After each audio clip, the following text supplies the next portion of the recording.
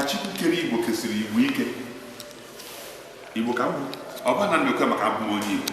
O nwere egwu na egwu oyibo sị ọ bụ na na-abịa ụwa ọzọ ụwa m ọzọ ụwa m asaa aga m abụkwa onye Igbo aga onye ebe ahụ ọ bụrụ ka na mbụ onye Igbo.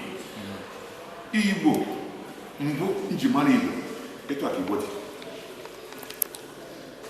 olu ka m gaziri agha ọbazie oke n'ọhịa mgbere n'ụzọ. Akwa na-ekwu maka anyị pụtara bụrụ Biafra ya mana ịchọghị ịkwa ya afọ ka anyị nwee Biafra. Ọ bụ anyị nwee Biafra bụ isi udo udo ga-adị ebe ịfụnanya dị ebe ahụ aka udo ga-adị. Baa n'ezinụlọ ndị Igbo ọ kwurisichana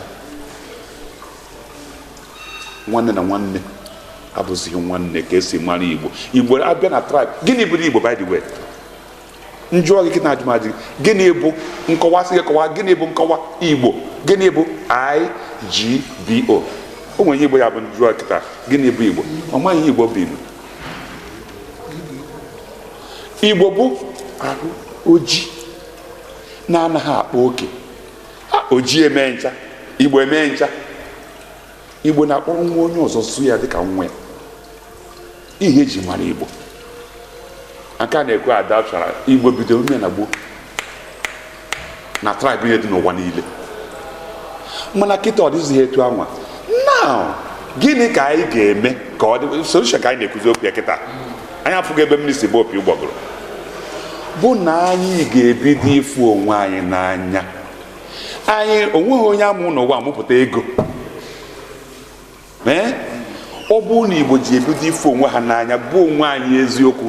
O nwere mbọsị a na-ekwu okwu kasa m ekwuru ihe m fụrụ Max Biafra nsị na ga-enwe Biafra na ọ bụ na Igbo gịnị jikọta ọnụ. O nwere ha na-akpọ neighbors agbata obi onye bụ gịnị nwanne ya. Kedu maka agbata obi unu kedu ka unu na ha dị ya bịa na ajụ ndị Igbo agbata obi unu kekụ na ha si wee dị ofu onye ọ na-achụ ngwere mgbagha aja no.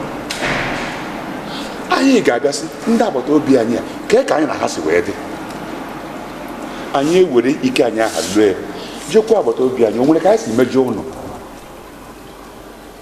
amam na mama ha ewe ha sị mgbe ahụ emere nke a unu mere anyị rite eme ngwa nsogbu adịghị anyị adara ha n'ala.